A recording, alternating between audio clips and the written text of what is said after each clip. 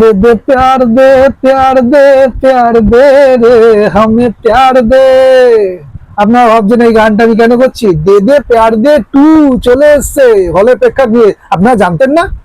জানতেন না, এই কারণের জন্য এই অবস্থা যে হলে সালা লিটারালি ফাঁকা হলের মধ্যে কোথায় 3-4 জন গেছে, কিন্তু ছড়িয়ে ছিটিয়ে এমন ভাবে বসে যে কাউকে দেখা যাচ্ছিল, পুরো মনে হচ্ছে যেন যে বাড়িতেই বসে দেখছি, শুধু বড় স্ক্রিন। আর ভালোবাসা দেবেন কি করে, কিভাবে ভালোবাসা দেবেন? এরকম ল্যাট খাওয়া যদি অভিনয় করতে থাকে অজয় দেবগনকে আমার একটা কোশ্চেন আছে।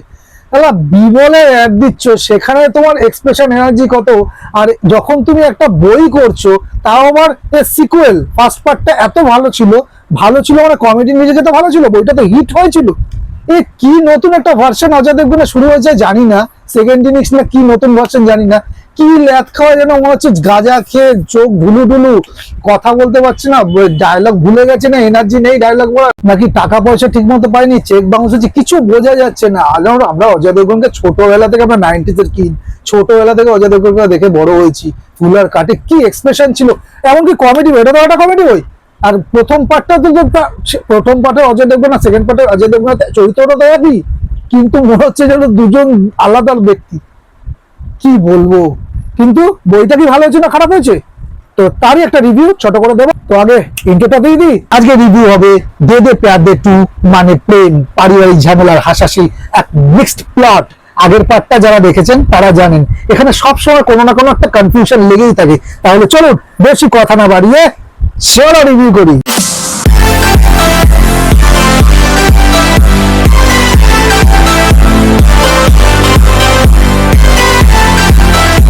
এখানে গল্প শুরু হচ্ছে আশিস আর আয়েশাকে নিয়ে। আশিস অজয় দেবগন, বয়সে বড়, দায়িত্বশীল, আর আয়েশা রাকুল প্রীত, তরুণ, ফ্রি স্পিরিট, কিউট। এদের বয়সের ফারাক নিয়ে তৈরি হচ্ছে হাজারো ঝামেলা, আর সেই ঝামেলা পুরো বিস্ফোরণ হয়ে যখন আয়েশার বাবা মানে মাধবান আসে সামনে। ও মাধবান, এই বইটা অজয় দেবগনের নয়, বিশ্বাস করুন, লিটারেলি এটা মাধবানের বই। শয়তান আটকিয়ে দিল, সেখানেও খেয়ে নিয়েছে ওর অজয় দেবগনকে, কিন্তু সেখানে একটা চরিত্রটা একটা পাওয়ারফুল চরিত্র আগে থেকেই ছিল, তাই দারুণ অ্যাক্টিং করেছিল। কিন্তু এই বইতে তো সবাই ঠিকঠাক মতো স্পেস পেয়েছে। অজয় দেবগনের পাশে অজয় দেবগন আর মাধবান যখন স্ক্রিনে আসছে একসাথে, তখন পুরো খেয়ে নিচ্ছে জায়গাটাকে মাধবান একা। কি কমেডি, কি শয়তানি বুদ্ধি, কখনো আপনার ওকে দেখে হাসি পাবে, কখনো রাগ হবে, কখনো বিরক্ত হবে, কি টুমাস, মানে ক্যারেক্টারটাকে দারুণ লেখা হয়েছে মাধবানের এন্ট্রি মানে কমেডি, আক্রমণ, আবেগ সব একসাথে, সব মিক্সার গ্রাইন্ডারে ঢুকে গেল, পেস্ট হয়েছে লিটারালি। দারুণ ফার্স্ট হাফ, দারুণ কমেডি গুলো খুব ভালো ল্যান্ড করে। লাইট কমেডি আছে, সব কমেডি যে ওয়ার্ক করবে বলবো না, কিন্তু কমেডি ভালো ল্যান্ড করেছে এবং হাসাতে পেরেছে। হাহা করে সারা বইতে আপনি হাসবেন না, কিন্তু মুখে হাসি লেগে থাকবে। কিন্তু ইন্টারভেলের পর শুরু হয় আসল টানাপোড়েন।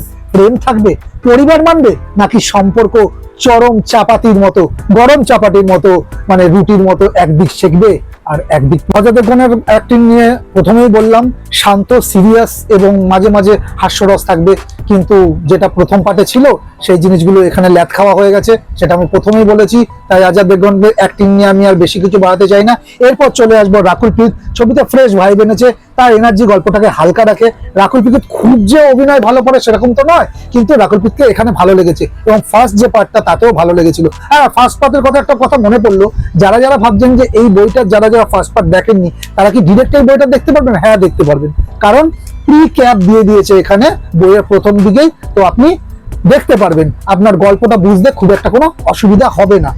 কিন্তু এখানে রিয়েল হিরো কে এই বইটা? প্রথমেই বললাম, শো স্টিলার মাধবান। মানুষটা স্ক্রিনে এলে পুরো ফোকাস তার দিকে চলে যায়, কমেডি হোক, ইমোশন হোক, হ্যান্ডেল করেছে দারুণ ভাবে। জাফরি এখানে ছোট রোল পেয়েছে, যতখানি রোল পেয়েছে ভালো, ডিসেন্ট, ঠিকঠাক। আর পার্শ্ববর্তী যে যতগুলো চরিত্র ছিল তারাও নিজের জায়গায় ঠিকঠাক। এই মুভিটার যে টোনটা সেটা পুরো ফ্যামিলি এন্টারটেনার। ফার্স্ট হাফ খুবই স্মুথ, কোনো বোর লাগবে না, কিন্তু সেকেন্ড হাফে এসে একটু স্লো ফিল হতে পারে। লেখা মানে রাইটিং মোটামুটি, নতুন কিছু নেই, কিন্তু দেখলে খারাপ লাগবে না। ফর্মুলা বেস্ট হলেও এই ফিল গুড ভাইবটা কিন্তু ঠিকই ধরে রাখে, যেটা আগের পার্টেও ছিল এই পার্টেও আছে। ফিল গুড একটা ভাইব থাকবে, এবং আপনি যখন পুরো বইটা দেখে হল থেকে হাসি লেগে থাকবে, একটা গুড টাইম পাস হয়ে যাবে, এটাই সব থেকে। এই বইয়ের মিউজিক আর টেকনিক্যাল ইস্যু নিয়ে একটা কথা বলা যাক। এই বইয়ের যে মিউজিক, গানগুলো শুনে মনে হবে যে অনেক অনেক জায়গার গান বা অনেক জায়গার মিউজিকের যেন ইন্সপিরেশন আপনি পাবেন। আপনি যদি খুব ভালো গানের শ্রোতা হয়ে থাকেন তাহলে কিন্তু আপনার কানে লাগবে কিছু কিছু জিনিস। আর এখানে গানগুলো ঠিকই আছে কিন্তু খুব মনে থাকার মতো নয়। হ্যাঁ, সিচুয়েশনের সাথে মানিয়ে গেছে, তবে চার্ট বাস্টার হওয়ার মতো নয়। ক্যামেরা ওয়ার্ক, লোকেশন, লাইটিং সব ক্লিন, নেট, স্মার্ট। তো সেদিক থেকে কোনো খামতি রাখিনি।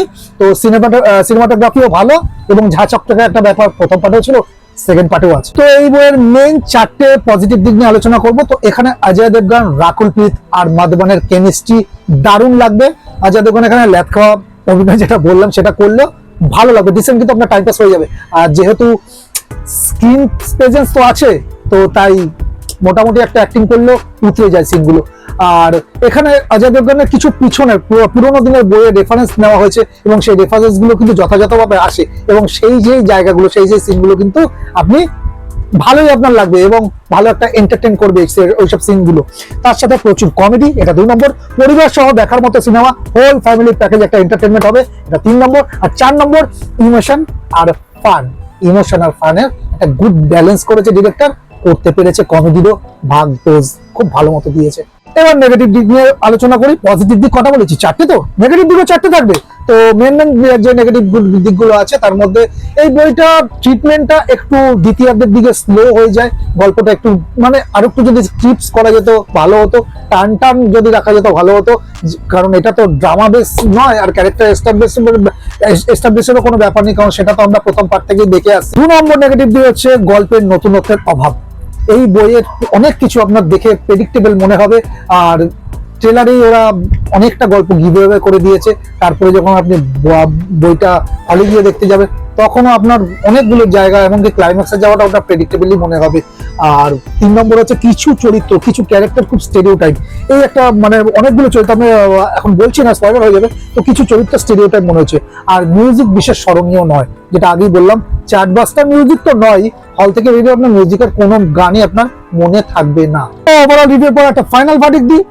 সব মিলিয়ে দেবে প্যার দে 2 হলো একটা ফিল গুড, হালকা মেজাজের, পরিবার সহ দেখা যায় এমন একটা এন্টারটেইনার।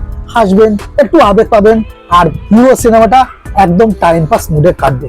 আমি এই বইটাকে রেটিং দিচ্ছি 3 থেকে 3.5 আউট অফ 5 আছে। ওকে, আর কিছু নতুন না হলেও ফান আছে, বোর হবেন না, এটুকু গ্যারেন্টি দিতে পারি।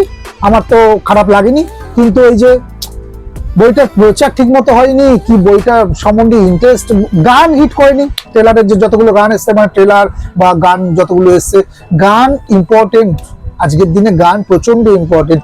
গান যদি ঠিকমতো ভাইরাল না হয়, সেসব শর্টে যদি ভাইরাল না হয়, তাহলে চলা একটু মুশকিল আছে।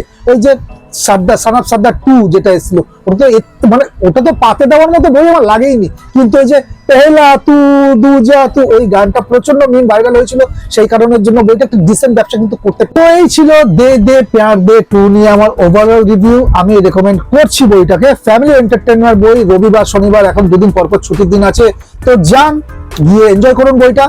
আর দেখা হচ্ছে একটা নতুন রিভিউতে, খুব তাড়াতাড়ি ফিরছি। ততক্ষণ ভালো থাকুন, সুস্থ থাকুন আর দেখতে থাকুন। চলো রিভিউ করি।